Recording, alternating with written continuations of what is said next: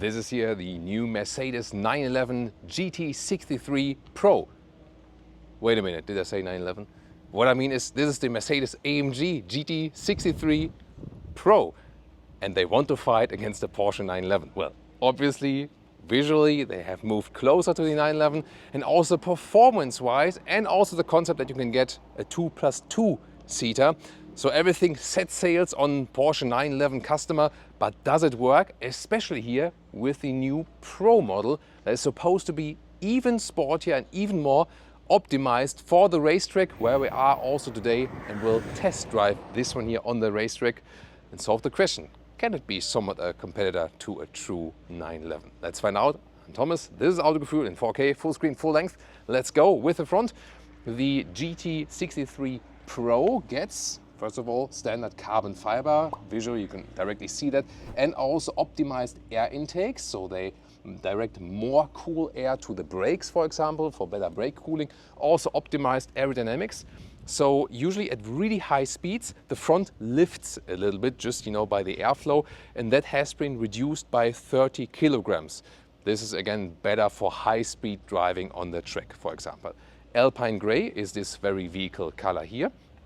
And you have standard also 21-inch wheels, forged one. This is also of this Pro package, reduces the weight, and these carbon ceramic brakes are also standard. So basically, if you think about a GT63 and then add all the extras and make it as sporty as possible, horsepower-wise, there is this new performance plug-in hybrid available as well, but this one here is still the sportiest one in the sense of best for the racetrack, because the plug-in hybrid, of course, then also adds more weight. And my neighbor actually has recently bought a GT63, and maybe I can tease him a little bit with that there's still something on top of that here today. So best greetings, Thomas. He's actually having the same name like me. Then here, this typical shape, also the GT63 with a huge hip area. And yeah, it does remind us a little bit more with the 911 resemblance now, because it has become longer than before. And with the Pro model, usually you would take like an aerodynamic package for the normal 63. This one here then is included with the carbon fiber also there, really massive. A normal 63 would have a retractable wing for, let's say, a little bit more elegance. Rear axis steering, this one gets as well 2.5 degrees in the opposite direction in the front wheels. And you can see it right here.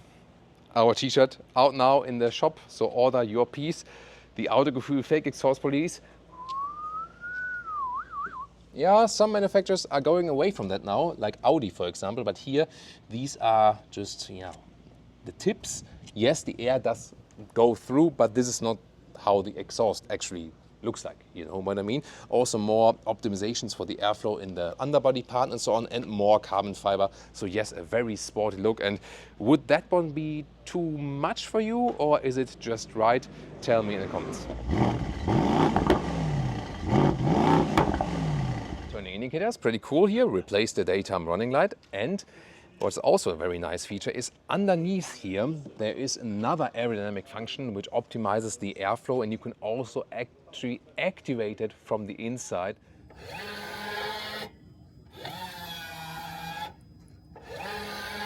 You can also see some water. There was like a lot of rain here in the morning, and there was obviously some water stored. And a quick technical deep dive. So here is the underbody of the vehicle. And then this whole plate here actually lifts down in the front like this. So this is actually what we see there on the outside, and they are actually there's an electric motor that is putting that down, and it's connected then to the front of the vehicle with the rubber lip. So it's not that we blow air there into something, even though it looks like that. It's just like really a mechanical movement then, and it moves like this. And then the airflow is actually being speeded up. And it works like a wing. Also, if you compare it to an airplane lifts up because the air is going quicker over the wing than under the wing. And here it's like the reverse effect. So then with this additional mechanism there, the air goes quicker in the underbody of the car and sucks the vehicle even more to the ground. And the indicators here in the rear, pretty cool, very wide, very visible here, the full lower part. Let's open the hood. By the way, double wishbone in the front for this one here, adaptive suspension. You can set it with the driving modes and also an anti-roll control. And under the hood, we have the 4-liter V8 biturbo. Normally in the 63 with 585 horsepower, here 612 horsepower, so a little horsepower upgrade, and also 850 Newton meters of torque instead of 800. And this does not change the 0 to 100 kilometers an hour or 62 miles an hour figure, which is still at 3.2 seconds. In comparison, by the way, a new Porsche 911 GTS hybrid, the update there, that one has 3 seconds, so it's still a little bit quicker. So indeed, acceleration-wise, this more now in the region of a 911 GTS. And that would also fit from the orientation, like racetrack-wise, because it is also the sportiest version there, in the sense, again, not the quickest one. That would be at Porsche then the Turbo S. And here then the E-Performance version. But this one definitely laid out most for the racetrack. And this 50 Newton meter upgrade actually, as I said, doesn't change the to 100 kilometers an hour figure, but the 0 to 200 kilometers an hour. And that one then is half a second quicker. All-wheel drive is also standard with a rear wheel bias, and it also varies a little bit. Now to the interior. Here the door handles, they fold out, and I still think it's not a good idea because, for example, not that it would have just happened, if the key is inside of the vehicle while you do some shooting and then the battery dies and the door handles are closed, they're shut. And then you have to manually pull them out like with a credit card, and it's bollocks. So I think it's an over-engineering thing. Then door closing sound. That's actually pretty cool. I mean, it sounds almost like G-Class alike, a little bit interesting, although these are here, of course, frameless doors then for this sports car. Then interior with microcut, that's their brand name here then for the microfiber, and here also with carbon fiber decor element. We also have somewhat covering here on the inside of the doors, AMG entry badge, and this steering wheel is available here also with microfiber at the sides. There's even one with carbon fiber at the top. Then I would probably pick these. Usually for the GT, here the AMG GT, you would also get normal sport seats. However, for the 63 Pro, these performance seats, these bucket seats are standard actually. And they also come in here with the microcut microfiber. Yeah, I also like to comp them in a proper direction, and it looks better actually. And of course they are, they're holding you tight. And the comfort, that is a thing at Mercedes in general at the moment, is that the seating comfort is really behind the competition. And these performance seats, the bucket seats, are really stiff. So that's something on the negative. On the other end, on the track, they will give us an advantage because they are keeping me tighter, definitely. With 189, 602, there's some headroom left. There's even a panoramic roof here available for the 63 Pro. So this is here like the performance-oriented thing, but you could even get the 2+2 version here. So at the moment here, you can see that there's nothing behind me really, just this wall. I could put a bag here theoretically, for example, also from the inside, but you can also get the 2+2 seater version. We had it in the normal 63 version, and as I said, it's also available here for the Pro model. Then this cockpit overview here with horizontal stress. In this case, yellow contrast stitches, but you can also can get different colors, of course. I really like the turbine air vents here. They also have clicking sounds, and they look pretty amazing. And they also have like, you can turn them around like this in the round style. It feels really nice. Glove box is here. Smooth. Down again. Maybe this could be a little bit more even here from the contrast stitches. Then also some carbon fiber here for the middle console. It's really large. Here then, however, high gloss black. You slide this open, and you have the cup holders, USB-C chargers, and inductive charging pad. And let's see, when this, I'm not sure, like this rubber thing they put there, I feel it's just too soft. And you can see there is a cooling hole, but we feel that the phone still overheats when you charge it with inductive charging. Nice microfiber covering here for this split. Open like this, 2 USB-C chargers, plop, plop. So these sounds are actually pretty cool. Yeah, and that steering wheel with the shifting pedals. And there will be in the racetrack driving moderation soon be upcoming a new mode that you not only see visually when you have to shift in the manual shifting mode, which you can activate here, but also an acoustic feedback. So we're gonna try it out and see how that one goes. And here's steering wheel with #capacitive BS buttons. So yeah, not my favorite, honestly, here for the cruise control, for example. This is actually pretty cool. You can activate the special exhaust sound, for example. This one is then here for this additional lip in the front from the lower body, and then you can switch through different stuff here. And here then the driving mode selector, you can easily control it while driving, so it's good to have that on the steering wheel. And then as for the digital instruments, there we go, and you can also pick different stylings, Super Sport, Sport, for example. Head-up display can also be activated like this, so whatever you prefer in that respect.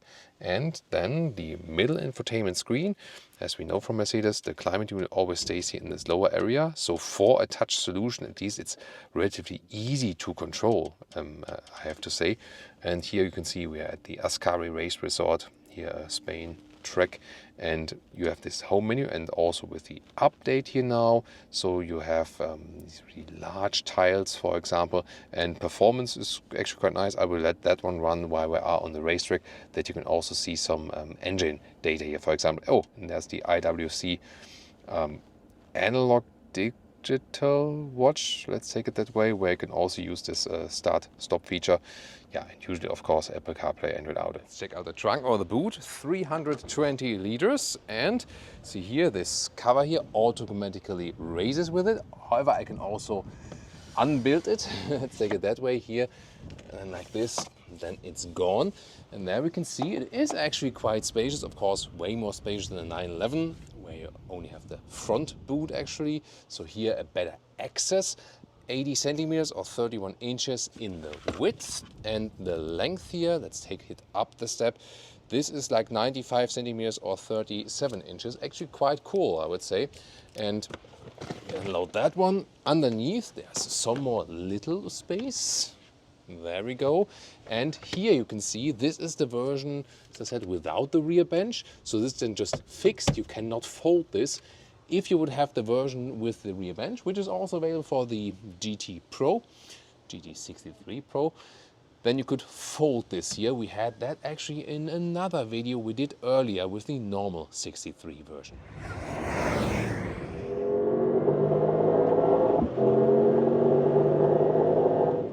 Woo!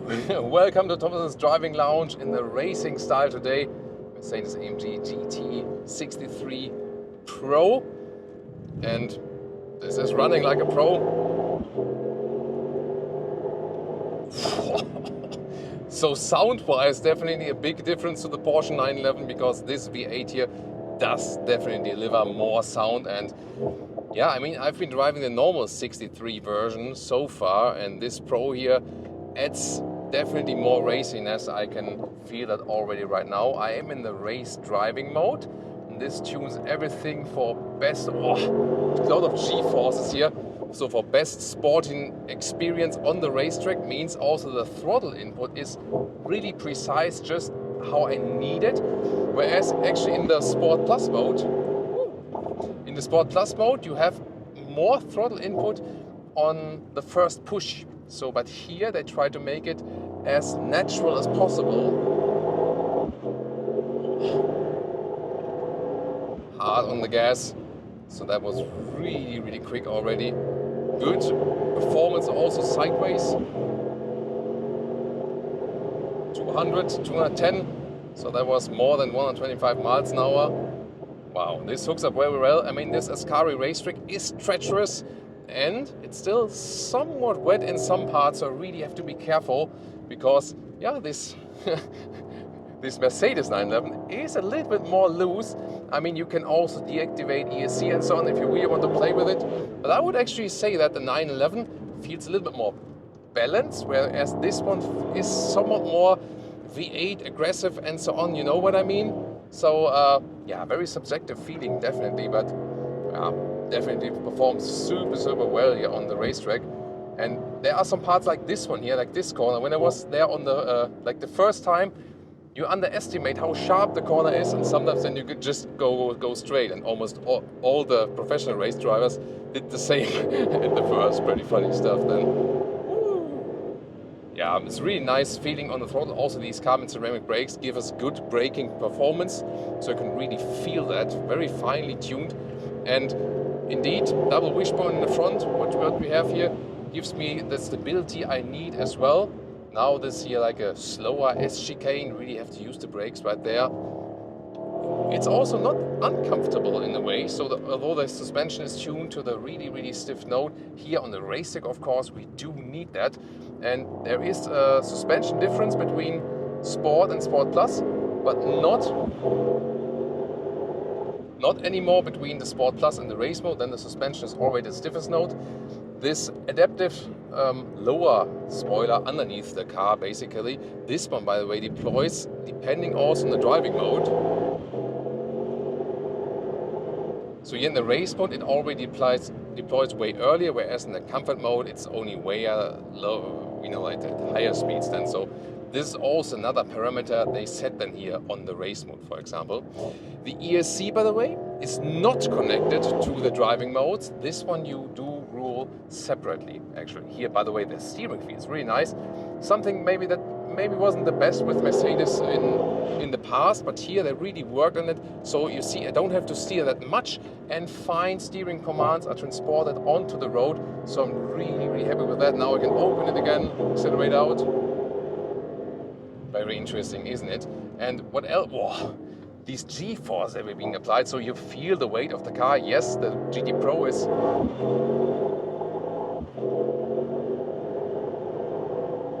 I always pause that you can hear the acceleration definitely. So the GT63 Pro is not as heavy as the plug-in hybrid model, but still, yeah, I would feel the 911 feels a little bit lighter on the track, definitely a little bit better balance in the handling. But this one actually, I would say, more for the aggressive driver in that way. You know what I mean.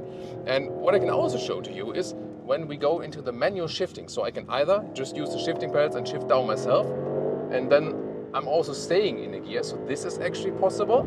And when you see, it's still the car shifted up itself. So this does happen. However, when I now activate here the manual shifting mode at the steering wheel, then I'm really into hard manual shifting mode.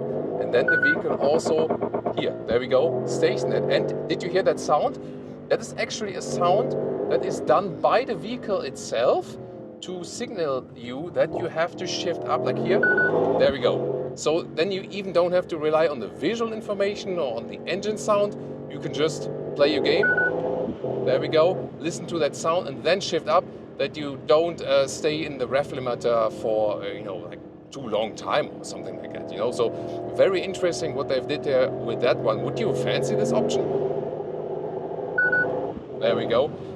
However, you don't have to use it. You can also deactivate it, so you can use the manual shifting, and at the same time do not use this sound. So it's something optional. If that's annoying to you, you don't have to use it. But of course, the best performance is usually when you let the car shift on its own, because then you can get maximum out of the vehicle, maximum performance here. And the car does challenge you.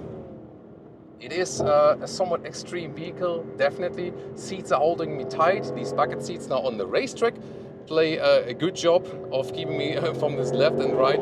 Feel a lot of G-forces. So yes, although they worked on the weight, you still feel the weight of the car. It's not a light sports car, this GT here, but still they tuned it the maximum out here for the racy performance. And if you plan to use it on a racetrack, definitely do not go for the plug-in hybrid, even though it's quicker in acceleration. This one here will definitely do better here on the track. By the way, with the all-wheel drive, it can do 100% rear, but it can do maximum 50-50 rear front. So it also varies a little bit, but definitely always a rear wheel bias. And what I really have to say, the longer I drive here, so I was with the 911 GTS hybrid on this very track, and I really have to say this one here requires much more strength. So you feel it pushes you further, and really have to say the 911 is the easier car to drive, and I could take like double or triple the laps with the 911, whereas here, I mean, I'm in training my whole life, and I've been driving motocross and everything, and I'm still like constantly working out. So I'm fit, you know, but you feel how much toll it takes on your body, these G-forces, and you can only imagine how professional race drivers are being tormented in their vehicles, and what forces are being pushed and pulled from the body. That's really super extreme. Yeah, and this also tells you a lot about the difference here, you know. So for the track to drive, twice, 3 times the lap amounts or something, I would still take the 911. Weight savings here with this one here, by the way, 20 kilograms in comparison to the normal 63, but that means still 1,950 kilograms, so almost 2 tons. And the Porsche 911 GTS Hybrid, the new one, is 355 kilograms lighter. And that is the main thing I have felt here on the racetrack. The car does still feel heavy, and that's why it also took so much toll on my body and was actually like a lot of work to do it here on the track. So now I have to tell my neighbor Thomas that this one here is 40,000 euros more expensive than the one you bought actually. So a normal 63, one at 80,000 euros or dollars. This one here at 220,000 euros. So yeah, there's like 20,000 euros equipment in it, which you would otherwise go for it optional. But still, this horsepower upgrades, some of the aerodynamic tweaks and so on, this then still comes on top. So yeah, you can decide if you want to buy a flat or then this vehicle here, for example, also for the racetrack.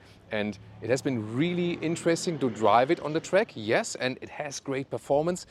The main thing is, even if this one here has no hybrid in it and so on, a Porsche 911 will always be lighter and still more suitable for racetrack driving only. This one you would pick, yes, it does work on the racetrack. We have a lot of fun with it.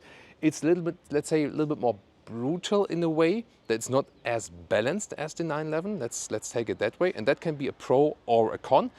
And if you mainly drive it on the motorway and in the city, then probably you would rather care about like brand image, which one you like best, and also about the design, because design-wise, definitely this one also works very, very well. Or what do you think? Tell me your comments, and then check out the normal 63 version or, of course, the 911 GTS.